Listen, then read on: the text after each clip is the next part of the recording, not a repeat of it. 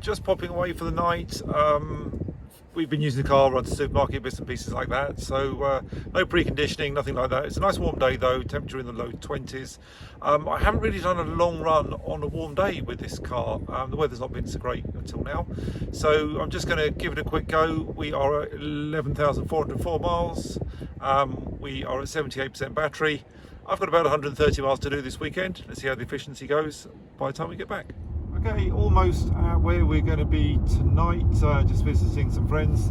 We've done 62 miles. The range has dropped from I think about 183 down to 125, so it's kind of doing exactly as it said it would. And at the moment we're averaging 3 miles per kilowatt hour. As I said earlier, we left home with 78% battery. The sat nav has said we're going to get to where we're going with just over half, about 51%. And the nice thing with the sat nav is that you can put another destination in. So you set a destination and then you set another destination. It says, do you want to put that as a stopover or replace the old destination? So I put it in as a stopover. You can then press the tour plan and put them in the right order. So the sat nav is predicting my battery to get to where I'm going and back home again. And it was saying that I would get home with 20% of battery. It's now saying I'll get home with about 24% of battery. So on the run back tomorrow, we will update that and have a look and see how the car has done. It's cooled down a little bit. It's 19 degrees outside right now, and so 3 miles per kilowatt hour, which is pretty good for an e-tron on a cross-country run. Okay, nearly home. We've done 140 miles over the weekend, and on this return journey we're still showing 3 miles per kilowatt hour. My battery, I had predicted about 20%, that went up to 24, now only at 17. The reason for that is we took a diversion. We popped off to the village of Imber, which is the abandoned village in the military training area of Salisbury Plain, as the access roads, the tarmac roads are open this weekend. So we've done a few more miles than we had planned, but I'll do the maths. I'll work out the range on the car based on our 140 miles over the weekend and see if it really was doing 3 miles per kilowatt hour and what the total range would be with a full charge.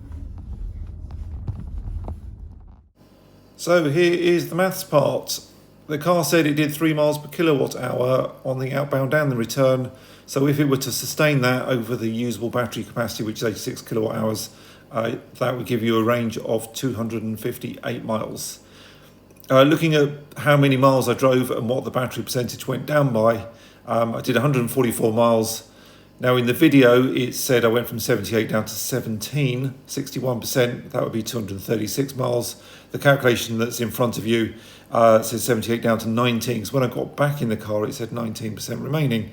So if you take that figure, that would work out at 244 miles. Not bad for an e-tron, above the American EPA published range of 222, and not too far out from the WLTP range that Audi in the UK will tell you of 252. So it's doing all right. Now throughout all of that, the drive mode was auto. I wasn't using efficiency, wasn't trying to hypermile it.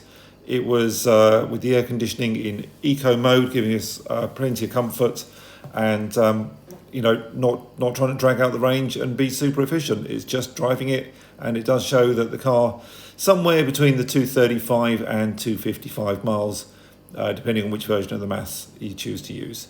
But overall, not bad at all for an Audi.